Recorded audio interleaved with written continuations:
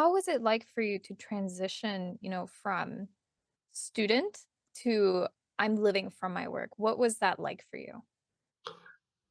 Well, I went full time by mistake.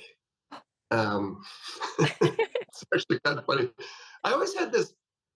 I don't know if this is a common kind of way of thinking about it, but I had this idea that there would be this moment, like going from part time to full time artist.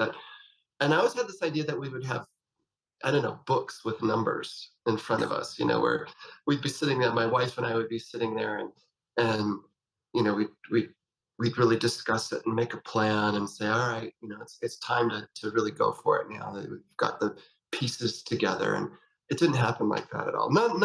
Nothing in my life has happened in that deliberate way, it feels like.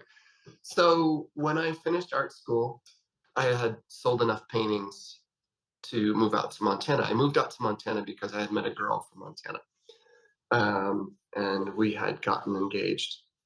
And so my friends in Chicago thought I was absolutely insane. So you're gonna go out to Montana, which none of us can even find on a map, and you're gonna go and be an artist. And I said, something like that, yes. um, they thought I was absolutely bonkers because the idea is that if you're going to be an artist, you go to Chicago or New York or L.A. Mhm. or some big city, and I'm going out to Montana where there's less than 1 million people in the whole state. Um, and I got out to initially to Bozeman, Montana, and there were more artists. I now live in Livingston. There are more painters, writers, musicians, filmmakers than I have met anywhere. Livingston, this little town I live in, per capita has more professional writers than New York or Chicago. It's crazy, and it's what I loved about being out here is um, instead of people asking me, "Well, what are you going to do with that?" When I told them I was going to be an artist, or had an art major, well, what are you going to do with that? How are you going to make a living? When I came out west, people said, "Whoa, what kind of work do you do?"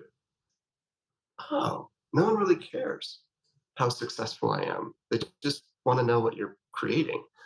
So that was refreshing. So anyway, I waited tables. I taught little kids to cross country ski. I was a youth director at one point. I did home health care. Sometimes I did more than, I might have up to 3 jobs at one time. But I always worked as little as possible on those jobs, to try to focus on my artwork. So that I did that for about 10 years after art school, where I worked part-time. My last job was as a youth director, and I could see that the program was growing and I was going to have to ask for more hours. But I also realized that when I was working with the kids, I was thinking about the painting I wanted to finish. When I was painting, I was thinking I really should get this next event planned. So I thought this is a way to get in trouble. With not being prepared. So I put in my notice. I assumed I would get another job, and there was a handful of times that I went to restaurants, stood outside because I knew they were hiring. I knew I could get a waitering job. I'd done that for 10 years, and I'd stand there and I'd say, "All right, I'm going to do it tomorrow. I'll do it tomorrow." And I kept doing that. And then one day I realized, wait a second, I think I might be a full-time artist because I had kept putting off getting a job for Mm. months.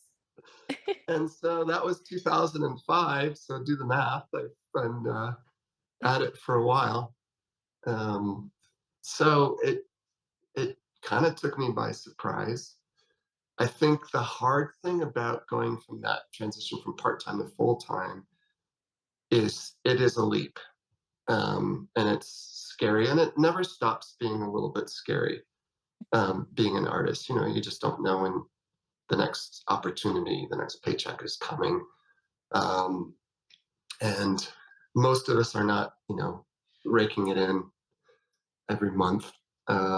It's still feast and famine, but just having the faith that you can keep plugging away at it. And in my case, my wife has been absolutely key to me being where I'm at.